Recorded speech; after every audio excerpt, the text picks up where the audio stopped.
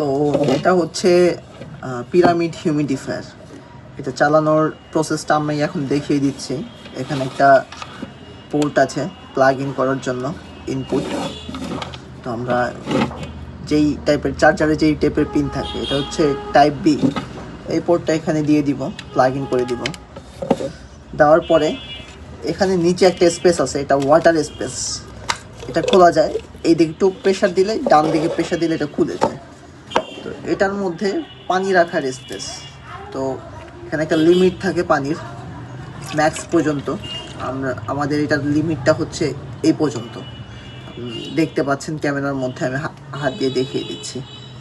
তো পানিটা দেওয়ার পরে যখন এটা রিফিল হয়ে যাবে, তখন এখান থেকে একটা ফিল্টার আছে, এটা খুলে বের করে নেবেন। নতুন অবস্থায় এই ফিল্টারটা শুকনো অবস্থায় থাকে। যেহেতু শুকনো অবস্থায় থাকে, তখন হচ্ছে পানিটা অ্যাবজর্ব না করে, এটা হচ্ছে আপনার না করতে পারলে এটা ফ্লোটা বের হয় না। এর জন্য আমরা এটা আগে থেকে ভিজিয়ে নিব। যদি এটা আগে থেকে ভেজানো আছে, আপনাদের বোঝার জন্য এটা আমরা আগে থেকে ভিজিয়ে নিচ্ছি। তো ভিজিয়ে নেওয়ার পর এটা আমরা আবার পূর্বের মতো লাগিয়ে দিলাম।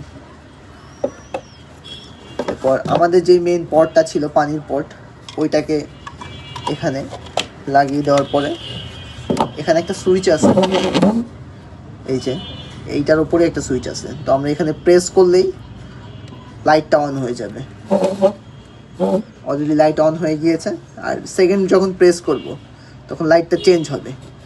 আর এটা একটু প্রথমে একটু ঝাঁকিয়ে নেওয়া লাগবে, কারণ হচ্ছে এই ফিল্টারটা ভেজানোর জন্য। ফিল্টার ভেজার পরেই এখান থেকে হচ্ছে ওই ফ্লোটা বেরোতে থাকবে ওপরে। আর এটা হচ্ছে রিমোটটা দিয়ে আপনি লাইট চেঞ্জ করতে পারবেন, চাইলে ফ্লোটাকে বাড়াতে পারবেন, কমাতে পারবেন। ইভেন রিমোট দিয়ে আপনি চাপ দিয়ে এভাবে অফ করেও দিতে পারবেন। এটা বিভিন্ন সিস্টেম আছে রিমোটের মধ্যে।